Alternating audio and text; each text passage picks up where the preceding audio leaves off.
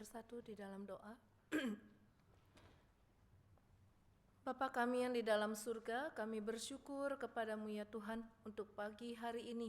Di tengah-tengah suasana perayaan Natal, kedatanganmu yang pertama yang sudah terjadi dan sedang kami peringati, kiranya hati kami terus digugahkan ya Tuhan, untuk kembali mengingat akan masa-masa kasih Tuhan yang digenapkan, dinyatakan bagi kami sekalian. Tuhan, tolong kami pada saat ini melalui firman Tuhan yang akan diberitakan kepada kami. Kiranya kami pun boleh benar-benar memahami Tuhan. Kami pun benar-benar diberikan kembali hati yang berkobar-kobar untuk mengasihi Tuhan. Tolong kami Tuhan untuk bisa menerima firman Tuhan dengan penuh kerendahan hati di hadapan Tuhan saja. Pakai dan kuasai bagi hamba-Mu untuk menyampaikannya. Kiranya kami sekalian bersama-sama di sini mempermuliakan nama Tuhan. Terima kasih ya Tuhan. Kami berdoa di dalam nama Tuhan kami Yesus. Amin. Mari Bapak Ibu, kita akan membuka Alkitab kita dari Injil Lukas. Lukas pasal yang kedua.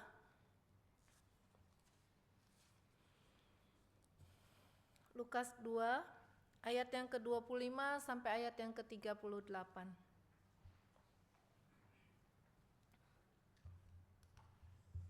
Lukas 2 ayat 25 sampai 38.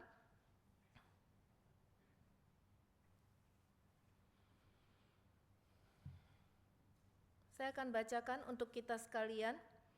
Adalah di Yerusalem seorang bernama Simeon. Ia seorang yang benar dan saleh yang menantikan penghiburan bagi Israel, dan Roh Kudus ada di atasnya. Kepadanya telah dinyatakan oleh Roh Kudus bahwa ia tidak akan mati sebelum ia melihat Mesias dari Tuhan. Ia datang ke bait Allah oleh Roh Kudus. Ketika Yesus, anak itu, dibawa masuk oleh orang tuanya untuk melakukan kepadanya apa yang ditentukan hukum Taurat, ia menyambut anak itu dan menggendongnya sambil memuji Allah. Katanya, "Sekarang Tuhan, biarkanlah hamba-Mu ini pergi dalam damai sesuai dengan firman-Mu, sebab mataku telah melihat keselamatan yang datang dari-Mu, yang telah Engkau sediakan di hadapan segala bangsa, yaitu terang yang menjadi penyataanmu bagi bangsa-bangsa lain dan menjadi kemuliaan bagi umat-Mu Israel." Ayah dan ibunya heran akan segala sesuatu yang dikatakan tentang dia. Lalu Simeon memberkati mereka dan berkata kepada Maria, ibu anak itu, "Sesungguhnya anak ini ditentukan untuk menjatuhkan dan membangkitkan banyak orang di Israel, dan untuk menjadi suatu tanda yang menimbulkan perbantahan, supaya menjadi nyata pikiran hati banyak orang. Suatu pedang juga akan menembus jiwamu sendiri." Ada pula seorang nabia bernama Hana, anak perempuan Fanuel dari suku Asyer. Sesudah kawin, ia hidup bersama suaminya 7 tahun lamanya, lalu menjanda sampai berumur 84 tahun. Ia tidak pernah meninggalkan bait Allah dan siang malam beribadah dengan berpuasa dan berdoa. Pada saat itu juga ia mendekat dan mengucap syukur kepada Allah. Ia berbicara tentang anak itu kepada semua orang yang menantikan pembebasan untuk Yerusalem. Demikian bunyi firman Tuhan kita.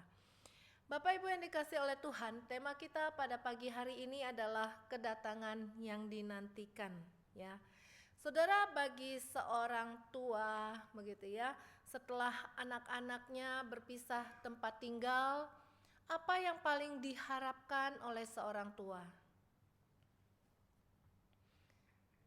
Pasti kalau anak-anaknya itu berkunjung ke rumahnya, ya, datang ke rumahnya, ya, rasanya pasti akan senang sekali, ya. Bisa-bisa disiapkan makanan yang enak, disiapkan tempat yang bagus, begitu ya. Walaupun itu adalah anak sendiri, ya. Sampai-sampai ada seorang tua, ya, sekarang sudah punya anak, punya cucu, mengatakan, "Saya sekarang baru ngerti yang namanya jadi orang tua. Waktu saya masih muda, ya, orang tua saya suruh saya berkunjung ke rumah. Tapi saya nggak mau. Karena apa? Karena masih punya banyak kesibukan. Hampir tiap minggu jalan-jalan naik ke atas, ke puncak. Ya, sampai nggak bosan-bosan begitu ya. Selalu pergi ke puncak. Orang tuanya minta datang begitu ya. Tetap nanti saja, masih sibuk. Dia katakan sekarang setelah anaknya 2 dari 3 anaknya semua sudah menikah dan tinggal tidak bersama lagi, sangat berharap banget ya ketika mereka itu datang ke rumah berkunjung. Dia bilang, ayo dong datang dong begitu ya. Saudara, yang bicara seperti ini bukan seorang ibu loh ya. Yang bicara seperti ini adalah seorang bapak yang terus menerus mengharapkan anaknya itu untuk datang berkunjung ya ke rumah orang tuanya ya. Saya teringat dulu sering kali kalau lagi telepon sama papa saya selalu tanya, kapan ke Bogor? Itu pertanyaan yang terus diulang, setiap kali selalu bilang kapan ke Bogor gitu ya. Saya bilang nantilah, masih banyak acara, masih banyak urusan begini dan begitu ya. Kadang-kadang kalau kita belum jadi orang tua belum mengerti rasanya seperti itu ya. Nah saudara, berbicara tentang kedatangan ya, hampir akhir tahun yang lalu ya, sekitar tanggal 3 sampai 6 September, Bapak Ibu masih ingat ada satu momen apa yang terjadi di Indonesia ini? Pasti udah lupa.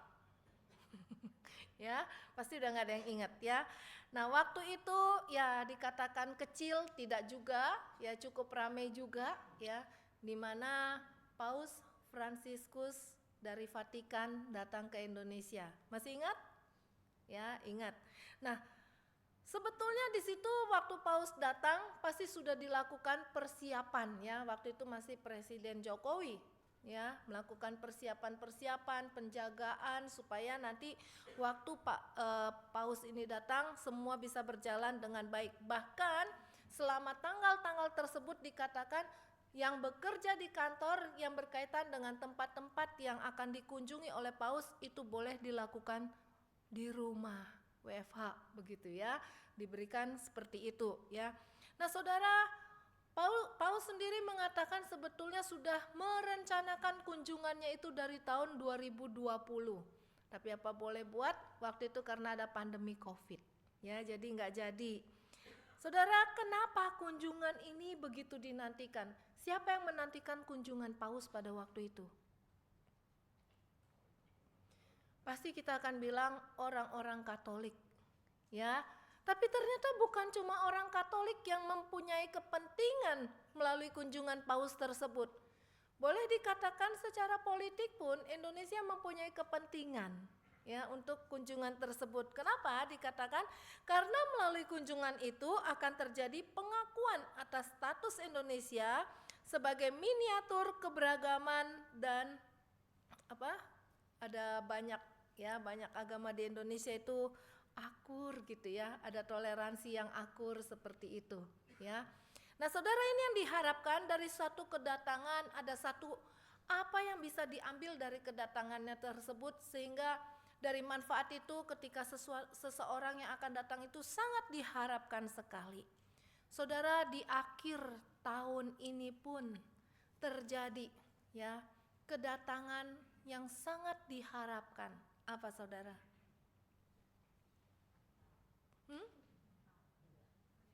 Enggak, saya enggak masuk ke Natal dulu ya.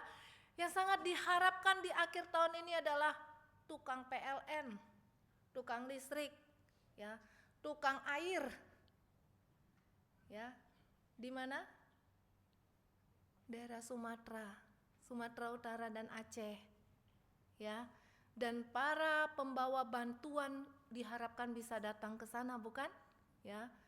Saudara bayangkan mereka itu sudah beberapa lama, dikatakan mereka sempat sampai beberapa hari enggak makan, ya minumnya susah, makannya susah karena terjadi banjir bandang dan harus diam di atas atap rumah, ya enggak bisa turun karena di bawah itu sampai lantai 2 itu pun kena banjir. Bayangkan sampai lantai 2 kena banjir, bukan lantai 1, jadi berapa dalamnya begitu ya. Nah sehingga tidak bisa memiliki makanan dan sebagainya. Nah, oleh karena itu sempat diberita dikatakan ya, kalau kita sekarang air pump kita tiba-tiba warnanya kuning, ibu-ibu khususnya mau pakai untuk cuci beras.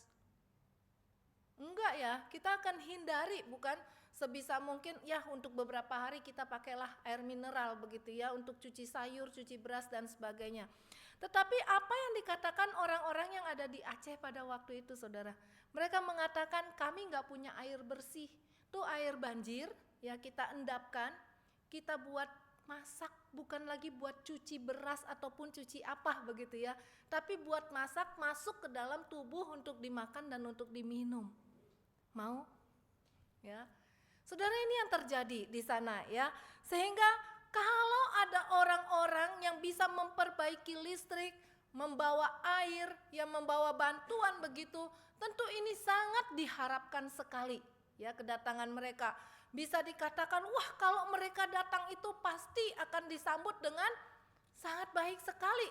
Karena mereka akan mendapatkan manfaat dari kedatangan orang-orang tersebut ya. Nah, hari ini kita kembali masuk di bulan Desember, yaitu kita memperingati akan kedatangan Kristus yang pertama ya. Natal itu adalah bicara tentang kedatangan Kristus. Nah, kita melihat di sini bagaimana kedatangannya itu sangat dinantikan sekali. Saudara, Israel mendapatkan janji tentang Mesias yang akan menyelamatkan mereka. Ya. Menyelamatkan dari apa? Boleh dikatakan Israel ini sudah mengalami penderitaan yang bertubi-tubi. Bukan satu bangsa yang pernah menjajah mereka. Kalau kita dijajah oleh berapa bangsa, saudara? 2 ya, Belanda dan Jepang ya. Pada umumnya ya, ada yang mengatakan dia sempat Portugis dan sebagainya begitu ya. Tapi pada umumnya kita katakan 2. Tetapi Israel lebih dari itu ya. Setelah Israel dibuang ke Babel, kita bicara Israel bagian selatan ya. Setelah Israel dibuang ke Babel, lalu dilanjutkan dijajah kembali dengan Persia, itulah kisah Ratu Esther ya. Dan ada lagi yang menjajah setelah Persia pada waktu itu, yaitu Yunani. Di Alkitab kita nggak kelihatan ya secara langsung begitu ya dijajah oleh Yunani ya. Lalu setelah itu baru Romawi. Jadi kalau kita perhatikan Alkitab bagian-bagian terakhir itu dijajah kesannya oleh Persia, masuk ke Injil Matius ya itu sudah dijajah oleh Romawi ya. Padahal di situ ada antara waktu dijajah oleh Yunani ya.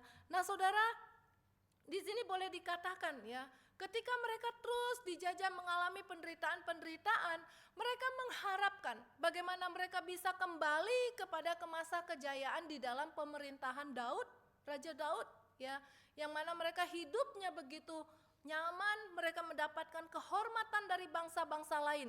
Sehingga ketika dijanjikan bahwa Mesias akan datang, ya akan menyelamatkan mereka, konsep mereka langsung kepada Mesias yang akan membawa mereka kepada penyelamatan hal tersebut ya. Nah, saudara, boleh dikatakan berita tentang pelepasan oleh Mesias itu bukan diberikan dalam jangka waktu 1-2 tahun. Bukan dalam jangka waktu 100 tahun, 200 tahun. Tapi boleh dikatakan ribuan tahun berita itu sudah disampaikan dan terus mereka tunggu, belum juga terjadi penggenapannya. Ya, ada satu masa antara kitab Maleakhi yang terakhir Alkitab kita lalu masuk ke dalam perjanjian baru. Sebetulnya itu tidak langsung terjadi, tetapi ada satu masa kurang lebih 400 tahun. Ya, di dalam waktu 400 tahun itu dikatakan sebagai masa keheningan, di mana Tuhan sama sekali tidak memberikan firman-Nya kepada umat-Nya seperti yang sebelumnya terjadi. Misalnya kepada Nabi Yesaya, Nabi Yeremia, lalu disampaikan kepada umatnya. Tetapi selama 400 tahun itu Tuhan sama sekali tidak bicara ya kepada umatnya. Tuhan diam. Ya. Saudara bayangkan ini terjadi 400 tahun. Berapa generasi yang ada selama 400 tahun itu? Hidup kalau tidak ada firman Tuhan itu rasanya seperti apa? Ya. Waktu saya membayangkan hal ini sebetulnya sangat mengerikan. Kalau dikatakan dunia pada waktu itu dingin, mungkin itu yang boleh terlihat, ya, boleh dirasakan. Karena enggak ada firman Tuhan yang Tuhan sampaikan dan Tuhan tidak mau berkata, ya saudara ya. Nah saudara, dalam waktu 400 tahun ini bukan berarti semua terjadi biasa-biasa saja. Khususnya bagi orang Israel pada waktu itu tidak demikian, ya. 400 tahun ini kalau kita lihat di Alkitabnya orang Katolik itu ada ya 12 kitab di sana itu bicara tentang sejarah Israel tapi tidak masuk dalam pengkanonan Alkitab kita Ya. Nah, Saudara, di situ sempat diceritakan ya.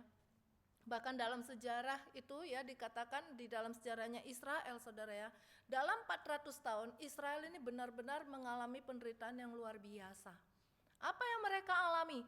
Khususnya pada waktu mereka diperintah ya oleh Seleucus, itu dinasti dari Yunani ya, yang bernama Antiochus Epiphanes ya. Seorang yang sempat ditafsirkan ketika berbicara tentang siapa tuh Antikris, salah satunya adalah Antiochus Epiphanes ini ya. Di mana dikatakan pada masa pemerintahan dia itu orang Israel sangat menderita. Kenapa? Pada waktu itu Antiochus Epiphanes yang mendirikan patung dewa Zeus, dewa orang Yunani, itu di dalam ruang maha kudus bait Allah. Bisa dipahami, Saudara? Bagi orang Israel, bait Allah itu adalah sesuatu yang sangat kudus sekali. Bait Allah itu adalah menyatakan kehadiran Tuhan sendiri. Makanya pentingnya bait Allah bagi orang Israel. Kalau bait Allah itu nggak ada, berarti Tuhan nggak ada bersama dengan mereka. Dan hari ini masih konsep ini yang mereka pegang. Beda dengan kita, Tuhan itu adalah roh ya, yang mana Tuhan Immanuel. Hari ini selalu beserta dengan kita, tidak dibatasi dengan bait Allah. Tapi bagi orang Israel, inilah makna bait Allah. Makanya mereka terus berusaha mendirikan bait Allah sampai hari ini. Karena ini penting bagi mereka. Nah, bait Allah khususnya tempat ruang maha kudus yang hanya boleh dimasuki oleh seorang imam besar 1 tahun sekali.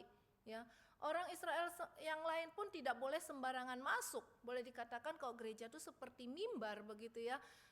Itu dinodai oleh Antiochus Epiphanes dengan mendirikan patung dewa Zeus di sana.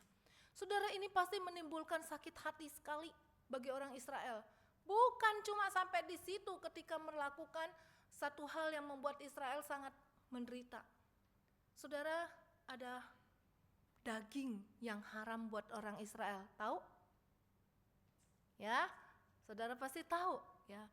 Nah, binatang itu ditaruh di atas mezbah orang Israel untuk mereka memberikan korban, yaitu kambing atau domba begitu ya. Tapi pada waktu itu ditaruh di atasnya binatang babi. Ya. Tentu ini adalah satu hal yang sangat menyakiti hati Israel, ya. Dan ini dirasakan sangat-sangat melukai hati mereka sekali, sehingga penderitaan itu dirasakan sangat besar oleh mereka. Ya, saudara, ini yang mengerikan bagi orang Israel. Ya, nah saudara, silih berganti selama 400 tahun itu mereka mengalami kesulitan ya di dalam masa-masa Yunani pada waktu itu ya. Makanya sempat kita kenal yang namanya Septuaginta. Ya, Alkitab di dalam bahasa Yunani ya, itu terjadi pada masa-masa ini. Ya. Dan pada akhirnya kita juga pernah kenal ya bahwa Perjanjian Baru ditulis dalam bahasa apa? Yunani. Bukan lagi dalam bahasa Ibrani. Ya. Karena pengaruh Helenisme yang pada waktu itu dilakukan, ini terjadi dalam jangka waktu 400 tahun tersebut di mana Tuhan diam. Tapi sejarah terus terjadi. Dan sejarah yang terjadi itu bukanlah satu sejarah yang bagus buat orang Israel, tidak. Ya, adalah sejarah yang sangat menyakitkan. Sehingga dengan kondisi yang terjadi seperti ini, apakah tidak orang Israel itu sangat berharap sekali Mesias itu akan datang. Ini latar belakangnya. Ya, kalau kita baca Alkitab Perjanjian Lama, oh mereka dibawa ke Babel, mereka begini, kita sudah baca. Tapi ada satu masa yang mungkin selama ini kita tidak tahu. Ya. Masa yang begitu sulit, yang sampai membuat mereka benar-benar berharap Mesias segeralah datang. Ya, supaya kami mengalami kembali kejayaan, kami kembali mengalami masa-masa yang begitu indah pada waktu zaman Raja Daud. Itu yang mereka harapkan. Bisa kita bayangkan ya, bagaimana kerinduan mereka terhadap kedatangan Mesias tersebut ya. Nah saudara, ini yang menjadi latar belakang bagi orang Israel sangat mengharapkan Mesias itu datang ya. Oleh karena itu orang Israel ya sangat menantikan untuk penyelamat ya, penyelamatan tersebut ya. Yang secara umum ini adalah penyelamatan yang bersifat politik ya, di mana pada waktu itu dijajah oleh bangsa Romawi kalau kita lihat di dalam Perjanjian Baru. Saudara, ini secara umum konsep mereka tentang Mesias seperti itu. Tapi tentu tidak semua seperti itu. Pada akhirnya ada orang-orang tertentu yang memahami bagaimana konsep Mesias itu, ya, yang mempunyai konsep menanti kedatangan itu dengan benar. Siapa itu? Salah satunya di sini dikatakan adalah Simeon. Siapa Simeon? Simeon dikatakan adalah seorang yang tinggal di Yerusalem, seorang yang berlaku benar, ya, dikatakan orang yang benar. Ketika berbicara orang yang benar, ingin menyatakan di dalam hidupnya, sikapnya terhadap sesama manusia itu adalah baik. Ya. Ketika kemudian juga dikatakan bukan cuma benar, dia juga adalah orang yang saleh. Di dalam kerohaniannya terhadap Tuhan, dia adalah seorang yang rohani. Seorang yang rohani bukan berarti rajin ke gereja. Seorang yang rohani bukan berarti seorang yang kelihatannya hanya saleh di depan sesama manusia, ya. Tetapi seorang yang saleh atau seorang yang rohani itu adalah seorang yang taat terhadap kehendak Tuhan. Itulah Simeon. Hubungan secara horizontalnya bagus, maka hubungan secara vertikalnya pun baik. Hubungan dengan Tuhan bagus, hubungan dengan sesama pun baik. Saudara, kalau hari ini gitu ya, kita kok kayaknya banyak musuh begitu ya, sama ini musuh, sama itu nggak suka, sama ono nggak suka. Coba kita koreksi diri kita masing-masing. Hubungan saya dengan Tuhan bagaimana? Jangan kita koreksi itu dia sih yang menyebabkan jadi begini gitu ya. Tapi kita koreksi diri kita. Apakah hubungan saya dengan Tuhan baik? Kalau hubungan saya dengan Tuhan baik, maka hubungan saya dengan sesama pun pasti akan baik. Ya, kita perlu mengoreksi diri kita. Nah, dikatakan Simeon, ya, dikatakan ada Roh Kudus di atasnya. Ingat, ini belum masa Pentakosta, ya. Jadi inilah masih masuk ke dalam rangkaian Perjanjian Lama. Konsep Roh Kudus masih keluar masuk. Bukan seperti setelah Pentakosta, Roh Kudus diam di dalam orang percaya, sekali Roh Kudus tinggal, Roh Kudus tidak akan keluar, masuk. Kalau gua lagi suka, gua masuk, gua nggak suka, gua keluar, bukan begitu. Ya, Roh Kudus tidak lagi kalau kita lagi berbuat sesuatu yang nggak baik, maka Roh Kudus hilang. Kalau kita lagi berbuat yang baik, yang menyukakan hati Tuhan, Roh Kudus ada, enggak lagi seperti itu. Ya, beda ya, konsepnya dibatasi dengan pada waktu Pentakosta. Ya, Pentakosta ke kita sekarang, Roh Kudus tinggal tetap untuk selamanya di dalam orang yang percaya. Karena kita sudah menerima baptisan Roh Kudus kan? Ya. Nah, Saudara, Roh Kudus di dalam zaman sebelum Pentakosta itu dan seterusnya ke sana ke belakang begitu ya. Itu Roh Kudus itu hinggap. Ya, bukan diam, bukan tinggal. Hinggap. Hinggap itu kayak burung hinggap gitu kan? Ntar pergi gitu kan ya. Jadi tidak permanen. Roh Kudus hanya ada pada orang yang kepadanya Tuhan berkenan. Hanya ada pada orang yang kepadanya Tuhan merencanakan sesuatu melalui orang itu. Ya. Contohnya kita sudah sangat tahu sekali tentang Raja Saul, bukan? Ketika Saul itu taat, Saul mau turut pimpinan Tuhan, Roh Kudus ada padanya, dan setelah Saul ya nggak mau ikut kata Tuhan, nggak taat, Roh Kudus nggak ada lagi sama Saul. Ya, makanya Saul sampai panggil Roh Samuel. Ya, entah itu Roh Samuel atau bukan, nanti itu ada bahasan selanjutnya ya. Nah, Saudara, ini ya. Tapi di sini dikatakan Simeon, Roh Tuhan itu ada pada Simeon, yang menunjukkan ini orang khusus, ini orang pilihan, ya, nggak sembarangan, beda sama yang lain. Ya. Dan orang ini ada maksud Tuhan melalui orang ini. Ya. Saudara, maksud Tuhan itu apa di sana? Ya. Saudara, dikatakan dia adalah seorang yang menantikan penghiburan bagi Israel. Sama sebetulnya dengan yang lain. Tadi sudah saya katakan semua orang Israel sedang menantikan penghiburan bagi Israel itu dengan kata lain menantikan Mesias, yaitu bahasa lainnya. Ya, maksudnya di sana. Nah, berapa lama Simeon menantikan? Seumur hidup. Karena apa? Karena dikatakan engkau tidak akan mati sebelum engkau melihat Mesias. Kalau kamu udah lihat Mesias, baru kamu akan mati. Ya, saudara, ini karunia yang luar biasa loh. Ya, karunia yang khusus sekali. Ya, Simeon pada waktu itu sudah tua. Ya, usianya ditafsirkan sudah lebih dari 100 tahun. Ya, sudah tua sekali. Ya. Tapi tetap Simeon tahu dia tidak akan mati sebelum dia melihat Mesias. Ya. Nah, satu orang lagi di dalam penantian pada waktu itu dikatakan di sana adalah Hana. Hana ini adalah seorang nabiah, ya. Fungsi nabi, fungsi imam tahu ya saudara bedanya ya.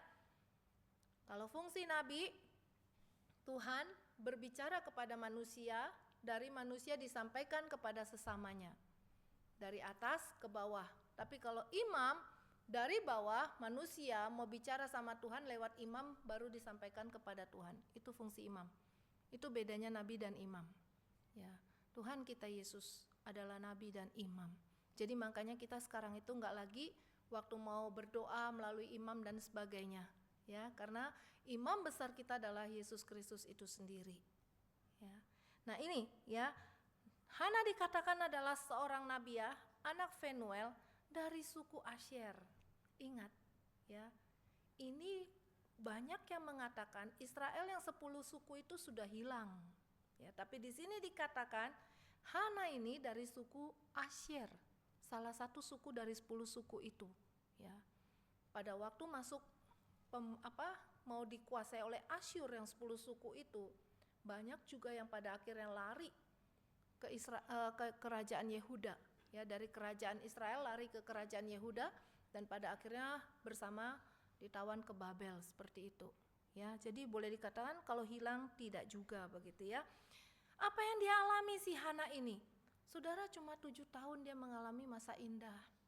Cuma 7 tahun dia menikah. Tapi setelah itu dikatakan dia hidup sebagai seorang janda dan ditafsirkan umurnya 84 tahun. Apakah 84 tahun umurnya, tapi ada yang menafsirkan 84 tahun hidup menjanda, jadi umurnya sudah 100 tahun lebih. Ya, itu ada yang menafsirkan seperti itu. Ya, nah Hana ini dalam hidupnya dia juga menantikan kelepasan untuk Yerusalem. Sama.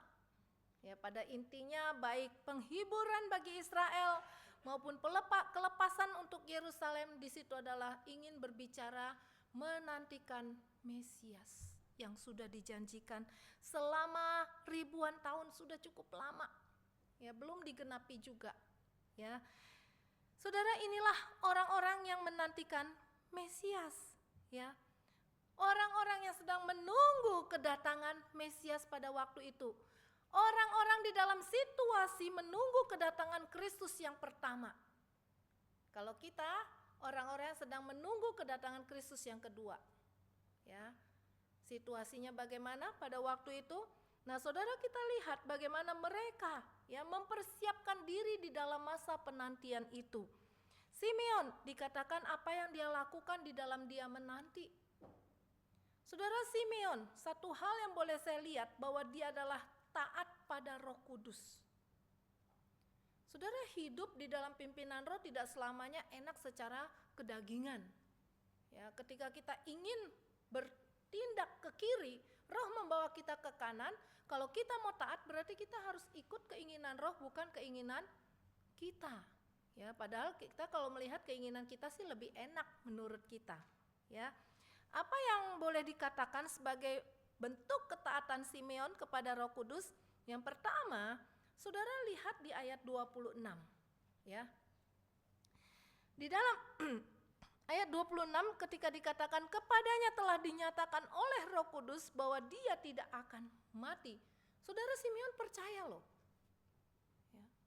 Bagaimana Roh Kudus bicara kepada Simeon, Alkitab tidak bicara, ya. Tapi Roh Simeon tahu ini adalah suara Roh Kudus yang berbicara kepada dia bahwa dia tidak akan mati sebelum dia melihat Mesias. Nah saudara, kalau Simeon tidak percaya, Simeon pasti tidak akan menunggu seperti yang dia lakukan. Kadang-kadang kita merasa hati nurani kita berbicara lalu kita katakan itu suara Tuhan. Tuhan suruh saya ya untuk meninggalkan GSRI Sunter. Suara Tuhan bukan saudara. Tuhan menyuruh saya tidak usah lagi pergi ke gereja sini begitu ya. Suara Tuhan bukan ya. Saudara, antara suara Tuhan dan manusia seringkali kita suka tumpang tindih begitu ya. Tetapi dengan pimpinan Roh Kudus kita akan memahami, mendapatkan hikmat dari Tuhan. Apakah ini suara Tuhan ataukah suara kita sendiri gitu ya. Apakah keinginan kita sendiri. Nah di sini kita melihat Simeon di dalam anugerah Tuhan, dia percaya kepada perkataan Roh Kudus. Dan waktu dia percaya, ini ketaatan yang pertama, ketaatan yang kedua saudara. Pada waktu dia datang ke bait Allah. Kerjaan Simeon di dalam menunggu kedatangan Mesias, itu bukan diam-diam di rumah nunggu begitu ya. Tetapi yang dikatakan di sana adalah dia datang ke bait Allah. Saudara, kalau dia nggak taat, waktu dia masuk ke bait Allah pada hari Yesus bersama dengan orang tuanya masuk ke bait Allah, itu dikatakan Simeon dibawa oleh Roh ke bait Allah. Ya, dipimpin oleh Roh Tuhan masuk ke bait Allah pada hari Yesus dibawa masuk oleh orang tuanya setelah acara pentahiran yang harus dilakukan oleh Maria. Ya, saudara, kalau Simeon nggak taat, dia pasti hari itu udahlah tiap hari saya datang ke bait Allah juga nggak ada apa-apa. Saya udah liatin yang mana tuh bayi Mesias, yang mana nggak ada. Ya, udahlah hari ini prek dulu, nggak usah ke gereja dulu. Nanti aja besok masih, kalau nggak besok aja saya baru datang. Hari ini capek lah tiap hari ke gereja melulu gitu kan, ya. Tapi lihat saudara, Simeon taat, ya. Hari itu dia datang. Ini yang dilakukan oleh Simeon seumur hidupnya, dia taat di dalam pimpinan Roh Tuhan. Suka atau tidak suka, untuk sesuai dengan keinginannya atau tidak, tapi dia memilih untuk taat pada pimpinan Tuhan. Saudara, kalau Roh Kudus memimpin kita, kita ini bukan robot begitu ya. Belok kanan, belok kiri, belok kanan, terus kita nggak bisa bergerak kemana, pokoknya udah ngikutin aja kayak zombie begitu kan. Dong ikut gitu. Ingat, kita punya kehendak bebas. Kita bisa memilih untuk taat atau tidak. Ya. Tapi Simeon, puji Tuhan, dia memilih untuk taat terhadap pimpinan Roh. Orang yang kedua, yaitu Hana, ya, yang dikatakan dia tidak pernah meninggalkan bait Allah. Ya, saudara, ngapain dia di bait Allah si Hana ini? Apakah dia terus menerus menangis, aduh Tuhan, saya cuma hidup menikah 7 tahun, sekarang saya janda, saya seorang diri, gak ada yang tolong saya gimana Tuhan? Apakah si Hana ini mengasihani dirinya sendiri saja, datang ke bait Allah terus menerus minta tolong Tuhan? Di dalam masa penantiannya bukan itu yang dilakukan oleh Hana. Saudara, orang-orang ini ya di dalam masa penantiannya tidak melakukan sesuai kepentingannya sendiri, tidak untuk kepentingannya sendiri. Tetapi lihat apa yang dilakukan oleh Hana. Siang malam dikatakan dia beribadah dengan berpuasa dan berdoa. Siapa bilang orang tua gak ada gunanya? Hana kalaupun umurnya 84 tahun, itu bukan lagi muda, bukan? Ya, di sini Tante Heni sudah 84 tahun? Belum kali ya, kurang dikit ya. Ya kurang lebih seperti Tante Heni lah begitu ya. Ternyata ya Hana di dalam usia begini dia melakukan doa dan puasa. Ya. Ngapain? Disitulah dia menantikan Mesias. Ya, beribadah itu yang dilakukan Hana, saudara. Ya, saudara mudah nggak melakukan semua itu? Tidak. Ini orang-orang yang luar biasa di dalam sikap mereka menyikapi menantikan Mesias. Saudara, tidak mudah ya untuk semua itu. Coba lihat, bandingkan dua orang ini dengan para ahli Taurat. Orang yang kerjaannya setiap hari ke bait Allah. Mereka ngapain sih ahli Taurat ini? Hah? Baca firman Tuhan. Ngapain lagi? Selidiki firman Tuhan. Ya, ngapain lagi? Renungin firman Tuhan. Terus waktu bayi Yesus lahir, Mesias datang, mereka tahu nggak saudara? Ahli Taurat? Nggak tahu. Orang yang dekat sama firman Tuhan, ya, nggak tahu. Bayi Yesus, Mesias itu sudah datang, nggak tahu. Mereka baru, hah? Kapan? Kapan mereka baru, hah? Kapan? Waktu Herodes didatangi sama orang Majus. Kira-kira sudah berumur 2 tahun Yesusnya. Ya, diperkirakan Yesus sudah berumur 2 tahun ketika orang Majus datang. Ya. Nah, saudara, pada waktu itulah ya, si ahli-ahli Taurat itu baru ditanya sama Herodes, di mana itu Mesias itu? Ya. Oh, mungkin mereka hafal kata Mika di Bethlehem. Ya, hafal mereka. Ya. Tapi mereka nggak tahu kalau Mesiasnya udah datang di Bethlehem, begitu ya, mereka nggak tahu. Luar biasa ya, menunjukkan orang yang kaget seperti ini nggak ada siap-siap bukan untuk menyambut kedatangan Sang Mesias. Ya, beda sekali dengan Simeon dan Hana pada waktu itu. Ya, saudara, kedatangan Mesias tidak pernah dicirikan secara spesifik. Ya, yang membuat pada akhirnya bisa mengenali ini loh Mesiasnya gitu kan, nggak ada gitu ya. Nggak dikatakan sebelum Yesus lahir itu ya, sebelum malaikat katakan kepada gembala, itu nggak dikatakan nanti Mesias itu lahir di dalam sebuah palungan. Ada nggak berita itu di Perjanjian Lama oleh nabi-nabi? Ya, nggak ada. Ya. Nah saudara, tapi mengenali Mesias, sampai Simeon dan Hana ini mengenali ini bayi ini, nggak ada ciri-ciri matanya mungkin belok, matanya mungkin gimana begitu ya, nggak ada ciri-ciri itu. Mereka bisa kenali itu karena iman, karena ada Roh Tuhan yang berbicara kepada mereka. Ya, nah inilah orang-orang yang menantikan kedatangan Kristus yang pertama kali.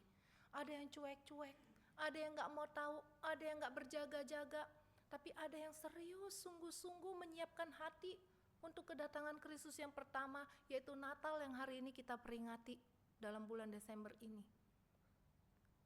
Sementara kita hari ini sedang menanti kedatangan Kristus yang kedua, sama-sama menanti saudara, dan belum terjadi untuk kedatangan yang kedua. Kalau kedatangan ke satu, itu udah gak berlaku buat kita di dalam penantian, udah datang. Ya, kita rayakan, kita peringati. Tapi yang kedua Kristus belum datang. Kita mau tipe yang kayak mana? Yang cuek-cuek, yang gak mau tahu, yang kaget nanti pas Kristus datang, hah? Ya. Atau seperti Hana dan Simeon yang sudah mempersiapkan diri di dalam menyambut kedatangannya, yang gak ada pemberitahuan, hei hari ini datang loh, gak ada. Yesus dibawa ke bait Allah, Hana sama Simeon gak tahu kapan. Ya. Nah saudara, hal yang ketiga yang mau kita lihat adalah bagaimana meresponi saat ketika yang dinantikan itu datang. Saya mengajak kita lihat dulu ya satu video ya. Boleh tolong Pak Anwar?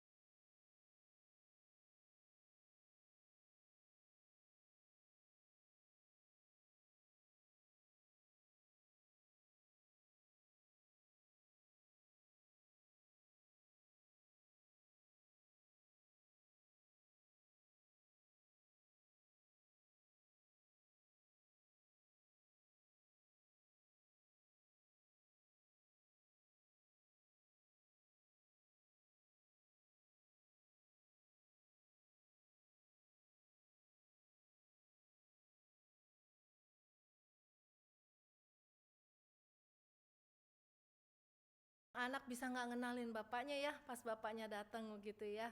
Nah saudara, waktu saya melihat video ini gitu ya, kira-kira kalau Tuhan kita datang, kita kenalin nggak ya?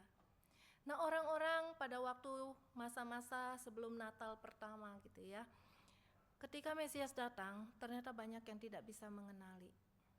Ya. Nah saudara, kalau seseorang yang sudah lama dinantikan itu datang begitu ya, sudah ditunggu, udah lama, kira-kira kalau kita menyambut kedatangannya itu mau seperti apa saudara? Pasti kita akan memberikan persiapan, kita berikan sambutan yang meriah bukan? Ya, bahwa dia akan datang begitu ya. Nah saudara, di sini kita melihat, kita buka Yohanes 1 ayat yang ke-11. Injil Yohanes pasal 1 ayat yang ke-11. Bicara tentang Natal di dalam Injil Yohanes itu ada di Yohanes pasal yang pertama. Ayat yang ke-11 dikatakan, ia datang kepada miliknya, Yesus datang kepada miliknya, tetapi orang-orang miliknya itu tidak menerimanya. Siapa itu miliknya? Saudara, respon yang pertama ketika Yesus datang adalah menolak. Ya. Siapa itu miliknya? Siapa itu milik kepunyaan Tuhan? Kalau secara universal boleh dikatakan itu adalah ciptaan Tuhan. Semua orang ya datang ketika Yesus datang kepada ciptaannya, semua orang yang ada di dalam dunia tidak mengenalnya. Ya, dunia menolaknya. Tetapi secara khusus ketika ayat ini mau dikhususkan kepada orang-orang Yahudi, ya, kepada umat Tuhan, ketika dia berinkarnasi menjadi manusia, orang Yahudi menolak dia. Padahal sudah ditunggu. Tapi imam-imam kepala, ahli-ahli Taurat, mereka yang tahu nubuat-nubuat yang sudah disampaikan, tapi mereka tidak menyambut dia, mereka tidak menerima dia, justru mereka menolak dia, bahkan sampai harus menyalibkan Yesus, mati di atas kayu salib. Bapak Ibu yang dikasihi oleh Tuhan, gambaran apa lagi yang boleh kita lihat di dalam kisah Natal ketika mereka menolak para ahli Taurat ini? Saudara, waktu mereka disuruh oleh Herodes ditanya di mana Mesias akan dilahirkan, mereka bisa jawab? Bisa ya, akhirnya bisa jawab kan? Mereka jawab di mana? Bethlehem. Terus apa yang mereka lakukan?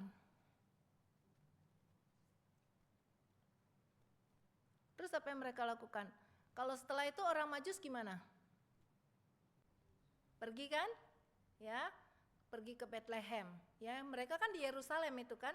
Orang Majus kan salah, kirain namanya raja ada di Yerusalem, ibu kota di istana begitu kan. Salah, datangnya ke Yerusalem. Tapi terus dikasih tahu di Bethlehem begitu, ya. Makanya mereka pergi ke Bethlehem. Orang kedua, Herodes waktu dengar itu apa? Anak di bawah 2 tahun bunuh semua. Ya, ini responnya. Kira-kira ahli Taurat ngapain saudara? Kan ada ahli Taurat kan waktu itu. Udah kasih tahu nih di Bethlehem, mereka yang kasih tahu. Ngapain mereka? Nonton nggak? Ya, yang pasti mereka tidak mencari Yesus. Betul? Ya, mereka tidak cari Yesus. Mereka tidak pingin bertemu Mesias yang katanya sudah datang itu seperti apa. Mereka tidak pingin ketemu. Kenapa? Karena ternyata apa yang disampaikan, yang mereka pikirkan bahwa nanti Mesias itu akan datang dengan berbagai hal yang luar biasa itu, kok adanya bukan seperti di istana, bukan seperti yang diharapkan seperti itu. Ya, bukan sebagai seorang pemimpin yang besar. Ya. Nah saudara, di sini ya kita melihat bagaimana pada waktu itu ada orang-orang yang meresponi kedatangan Kristus yang pertama itu dengan sikap menolak. ya. Tetapi bagaimana Simeon dan Hana di situ? Di dalam ayat 28 dari Injil Lukas pasal 2 tadi, terlihat sekali bagaimana Simeon menyambut Mesias yang sudah begitu lama dinantikan, ya. Simeon bertemu dengan Yesus, bertemu dengan Mesias itu di bait Allah. Ya, dia memberikan menyambut anak itu, bayi itu. Simeon gak tanya dulu sama Maria, Maria, ini benar gak juru selamat?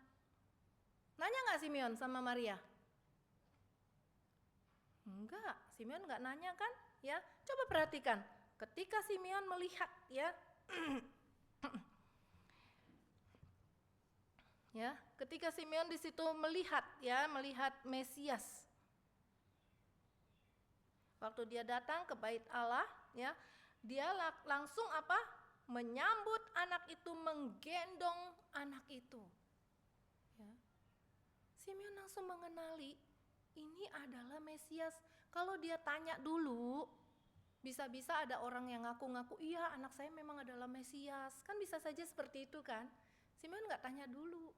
Ya, tapi dia langsung mengenali dengan iman. Simeon mengenali bayi itu, ya.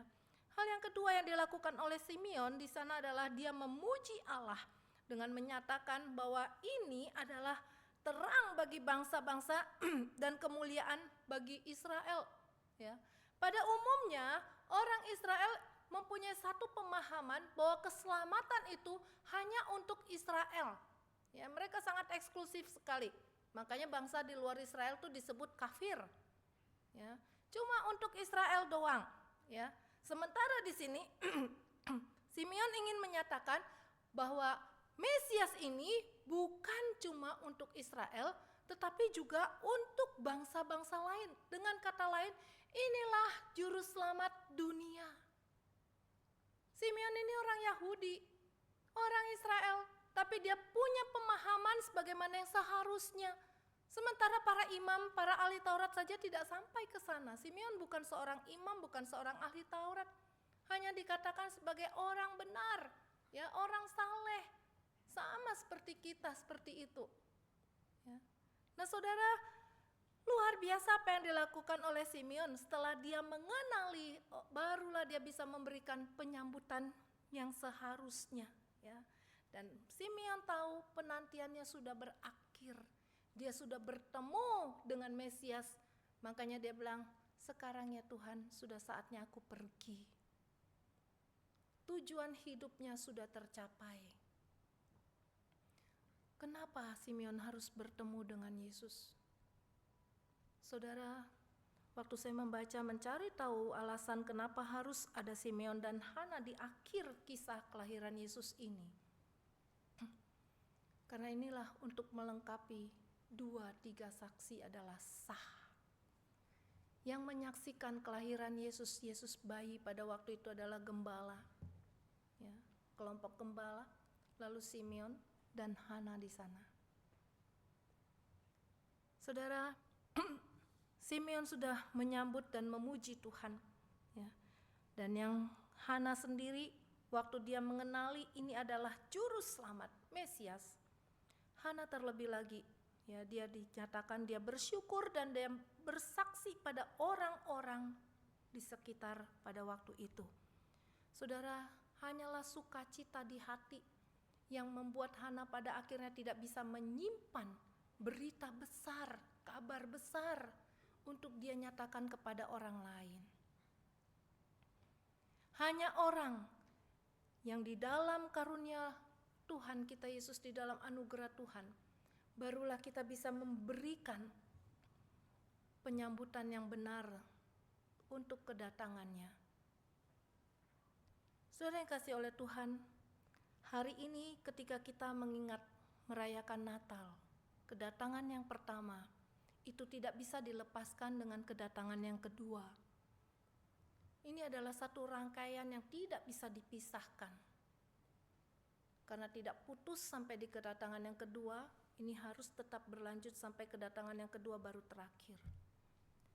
Saudara, kitalah orang-orang yang menantikan kedatangan Kristus yang kedua.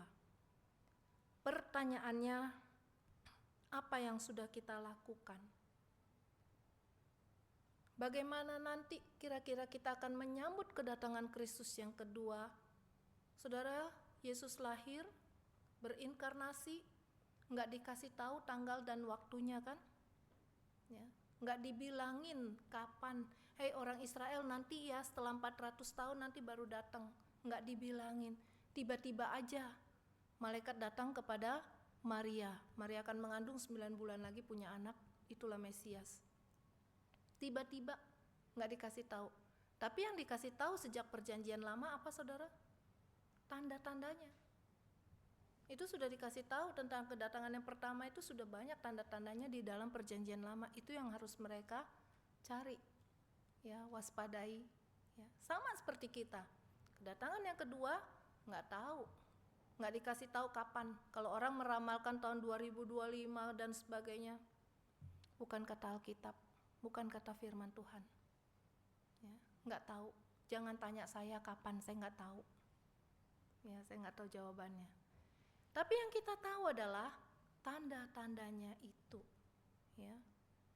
Bumi sudah semakin parah ya, banjir sini, banjir sana, saya bingung gitu ya. Di sana banjir, Sukabumi banjir, Bandung banjir, Malang kota tinggi bisa banjir, ya. Aneh ya, bisa seperti itu begitu ya. Bisa tempat-tempat yang rasanya nggak mungkin banjir, bisa banjir gitu loh. Ya, gunung meletus di sana sini gitu kan, tandanya udah banyak banget, ya. Tinggal bagaimana kita ini mempersiapkan diri. Apakah kita akan mengambil langkah seperti Simeon dan Hana pada waktu itu, sehingga pada waktu kita nanti kalau kita masih hidup begitu ya, Yesus datang yang kedua kali, kaget gitu loh, udah datang. Kaget gitu ya, atau wah Tuhan gitu, atau bagaimana, ya. Apa yang akan kita lakukan nanti? Kiranya ini menjadi perenungan kita, ya, tentang Natal, tetap berhubungan dengan kedatangannya yang pertama. Biar Tuhan menolong kita untuk kita terus berjaga-jaga. Mari kita bersatu di dalam doa. Saya minta kesediaan Pak James untuk menutup dalam doa.